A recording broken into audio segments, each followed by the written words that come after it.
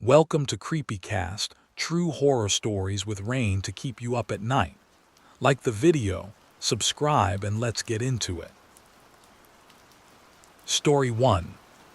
The hum of the refrigerator is my most constant companion these days. That and the chime of the food delivery app on my tablet. Arthur, my late husband, used to say I'd starve without him. He wasn't entirely wrong. My hands, gnarled with age, find cooking a trial now. So I order in. A small comfort, a small connection to the world outside my quiet, echoing house. It started subtly. A little pot of rice pudding with my usual Friday fish and chips. Unordered, but it was Arthur's favorite. I smiled, thinking it a kind mistake from the restaurant. Then, a few days later, a side of buttered carrots with my shepherd's pie, just the way he used to make them, a little too soft, a little too sweet. Nostalgia bloomed, warm and bittersweet, a phantom taste of him in the lonely evenings. The deliveries continued, each bringing some small, forgotten delicacy from our life together. A slice of Battenberg cake, the marzipan slightly dry like the one we shared on our silver anniversary trip. A single, perfectly ripe pear, the kind Arthur would pick from Mrs. Henderson's tree down the lane, long before the lane became a roaring bypass. I never saw the delivery drivers.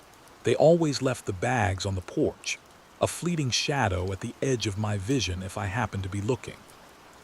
I tried calling the restaurants, but they were always apologetic, claiming no knowledge of the extra items. A bonus from the chef, perhaps, one chirpy girl suggested. The warmth began to curdle, replaced by a creeping unease. The items became more specific, more intimate. A tiny bowl of chicken broth, thin and flavorless, exactly like the broth I'd spoon-fed Arthur in his final weeks when he could barely swallow. The metallic tang of it lingered on my tongue, a taste of helplessness and grief I'd tried so hard to forget. Then, a small, chipped teacup, identical to the one he dropped the day before he left. It was empty, but I could almost smell the faint, medicinal scent of the chamomile tea he'd requested, the tea he never got to finish. Last night with my ordered lasagna came a small, sealed plastic bag. Inside, nestled on a bed of cotton wool, was a single tarnished silver button. My breath caught in my throat. It was from Arthur's favorite cardigan, the one he was wearing when he passed.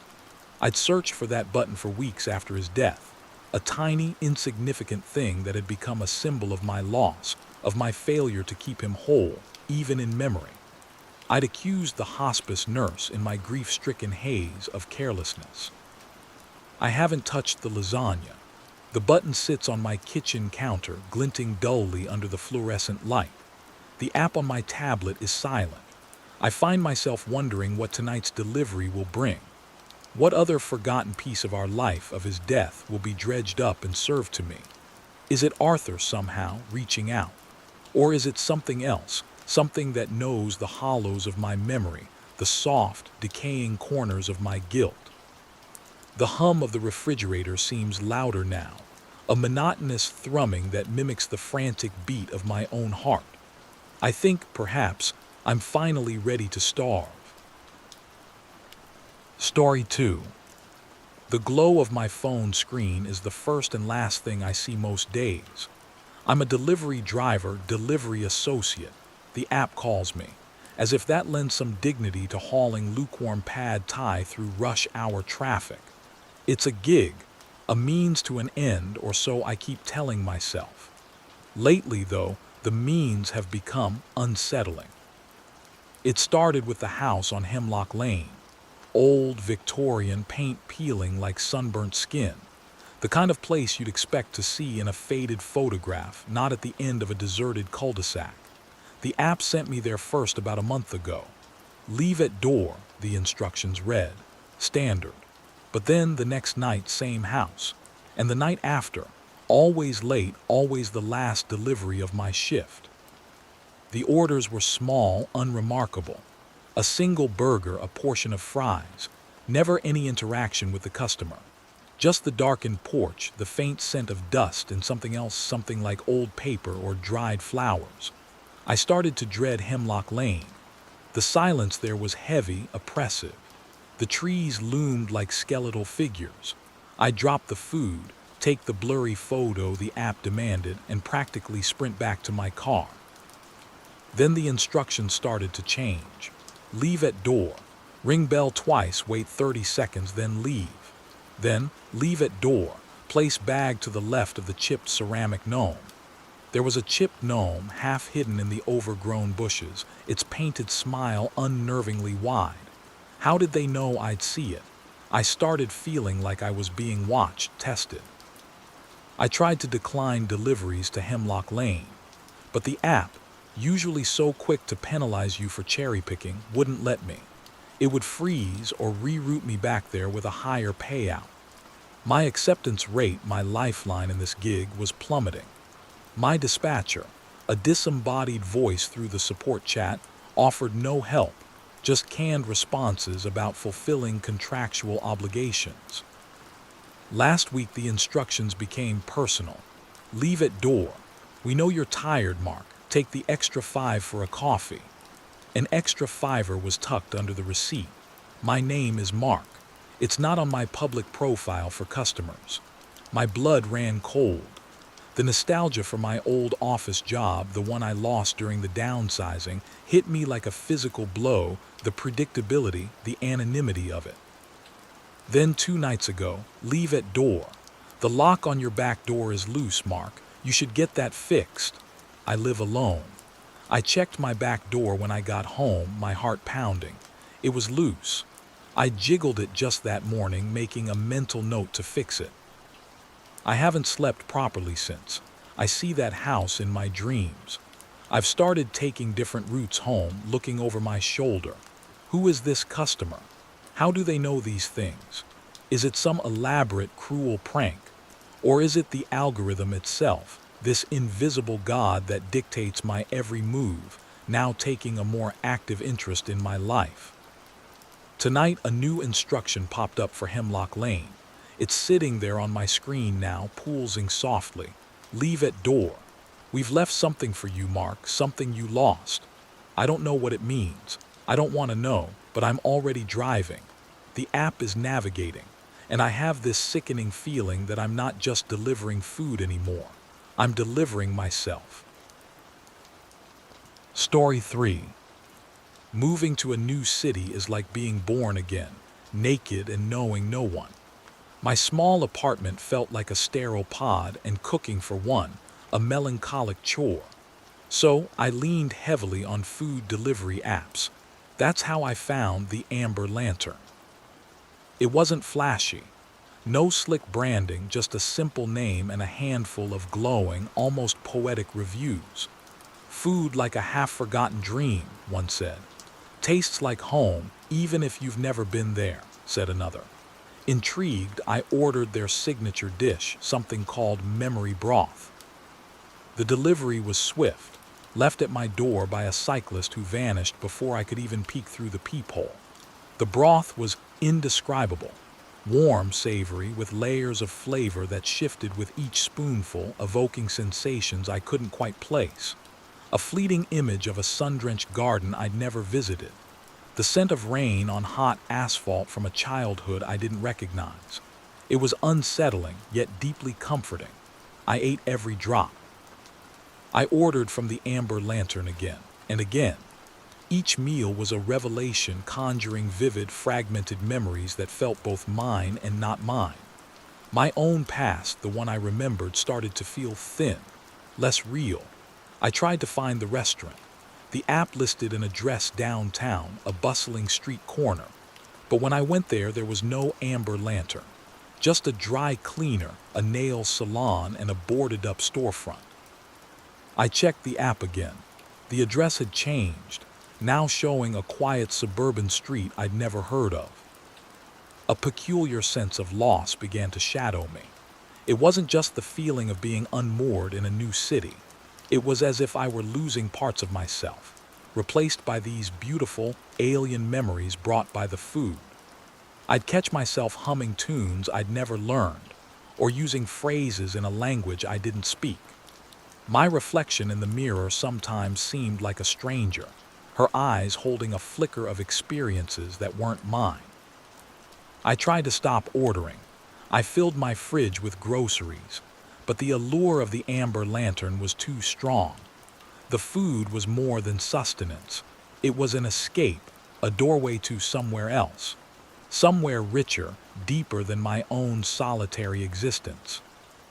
Last night I ordered the Chrono Feast, a dish the app described as a taste of all that was and all that could be. It arrived in an ornate, antique wooden box, far too elaborate for a simple takeaway. Inside, nestled on velvet, was not food, but a small, leather-bound journal.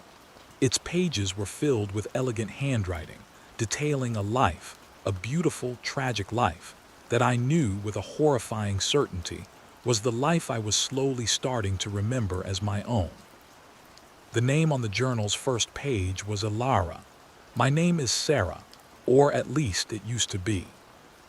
The amber lantern is gone from the app today. No trace of it, but the journal is here.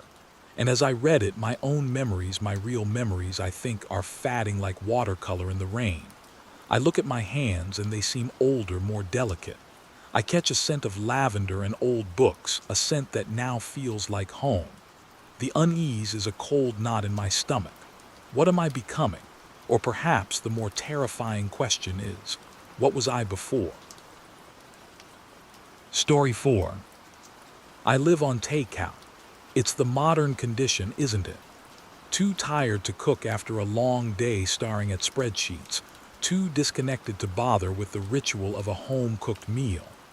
My apartment, a sleek box in the sky, is more a charging station than a home, and food delivery apps are my lifeline, my invisible chefs. It began as a minor irritation, easily dismissed. A rogue strand of hair, dark, not my blonde, coiled in a bowl of ramen. A faint, chemical tang to a pizza that I convinced myself was just an overly enthusiastic use of cleaning products at the restaurant. I'd shrug, toss the offending bit, and carry on. We all ingest a certain amount of the world, don't we? But it started happening more frequently. With every order from every different restaurant, there was something. A tiny, almost imperceptible flaw. A slightly bruised piece of fruit in a salad. A piece of chicken with an odd, rubbery texture. A faint, persistent aftertaste of something stale, like old dishwater, clinging to otherwise perfectly good food. My sense of nostalgia for my mother's cooking, for meals shared with laughter and care, grew into a painful ache. I tried to complain, but who do you complain to? The anonymous chat support on the app. The restaurants that were often just faceless brands operating out of shared ghost kitchens. My complaints were met with automated apologies and paltry discount codes for future orders. So I mostly kept quiet, a growing disquiet settling in my gut. It wasn't just the food, it was me. A creeping lethargy had taken hold. My focus at work frayed. My flat, once meticulously tidy, began to accumulate a fine layer of dust. I felt muted. Not sick in a dramatic, feverish way, but slowly, subtly diminished. As if the very essence of me was being diluted, one unsatisfying meal at a time. I researched ghost kitchens, those vast, industrial food prep facilities hidden away in anonymous warehouses, churning out meals for dozens of different app-fronted restaurants. The articles I found spoke of lax hygiene standards, overworked staff, a relentless focus on profit over quality. A shiver of something cold and greasy ran down my spine. Was I consuming the byproduct of this system? A slow, steady drip of its carelessness. Last night I ordered a curry. It arrived promptly, the container warm in my hands. I opened it and the aroma was enticing. But then I saw it. Stirred into the vibrant orange sauce, almost invisible, was a small gray feather. Not a chicken feather. Something delicate, like it had come from a small city bird. A pigeon, perhaps. I stared at it, my appetite vanishing, replaced by a profound, sickening sense of realization. This wasn't just about isolated incidents of poor quality. This was about a larger contamination, a creeping decay that had seeped into the very fabric of my convenient, disconnected life. The feather wasn't just in my food, it felt like it was in my soul. I looked around my pristine, sterile apartment, and for the first time I saw the invisible grime, the entropy, the quiet horror of a life lived at arm's length, fed by unseen hands from unseen kitchens. I put the lid back on the curry. I haven't eaten since. The city outside my window hums, a vast, indifferent machine, and I feel like I'm slowly, quietly being consumed. Story 5. Being a student is a perpetual state of hunger, for knowledge, for experience, and most pressingly, for actual food. My budget was a cruel joke, so when the free meals started appearing, I thought my luck had finally changed. The first one was a pizza, a fancy artisan one I'd never be able to afford. It was just there on my doorstep when I came back from a late-night study session. No note, no indication of who sent it. I was wary but hunger won. It was delicious. A few days later, a container of gourmet pasta. Then, a selection of expensive cheeses and fruits. Always left silently, always something I'd secretly craved. I told myself it was a kindly neighbor, or maybe a secret admirer with eccentric taste and a generous heart. The delivery saved me money, and in my cramped, lonely dorm room, they felt like little bursts of sunshine. A faint sense of nostalgia for a more comfortable life, a life before instant noodles and mounting debt, would wash over me with each unexpected feast. Then the gifts started. Small things at first, tucked beside the food containers. A single perfect rose, a pretty antique bookmark. Quaint, almost sweet. I felt a prickle of unease, but I dismissed it. Who would look a gift horse in the mouth, especially when it brought such good food? But the gifts became more specific. A packet of my favorite obscure brand of tea, the one I only ever bought online. A small, framed photo of the stray cat I sometimes fed near the campus library. My unease solidified into a cold dread. Someone wasn't just being kind, they were watching me. Closely. I tried to stop it. I left a note on my door. "Thank you, but please no more deliveries." The note vanished and the food kept coming. The gifts became more personal, more intrusive. A worn copy of my favorite childhood book, a book I hadn't seen in years that I thought was lost in one of my family's many moves. How could anyone know that? The feeling of being cherished warped into a feeling of being owned. I felt a constant, invisible gaze on me. My tiny room, once a sanctuary, now felt like a cage. The food, once a delight, now tasted of ash in my mouth. I started barricading my door at night, jumping at every creak in the hallway. The loss of my privacy, my sense of safety, was a gnawing emptiness. Last night the delivery was different. No food, just a small, velvet-lined box. My hands trembled as I opened it. Inside, nestled on the satin, was a single silver locket. It was identical to one my grandmother had given me, one I'd lost years ago on a family holiday. I'd been heartbroken. I opened the locket. On one side there was a tiny, faded photograph of me as a child, smiling gap-toothed at the camera. My heart constricted. On the other side, where a picture of my grandmother should have been, was a new photograph. A recent one. Of me, sleeping in my bed. The room suddenly felt ice cold. The hum of my laptop fan sounded like ragged breathing. The locket slipped from my fingers, clattering onto the floor. I haven't touched it since. I don't know who this person is or what they want. But they're not just watching me anymore. They've been in my room. They've been close enough to touch me. And the most terrifying part is I've been eating their food, accepting their gifts, unwittingly inviting them into my life bite by bite. The silence in my room is deafening, heavy with the weight of that terrible, intimate knowledge. And I know with a chilling certainty that the next delivery won't be just food.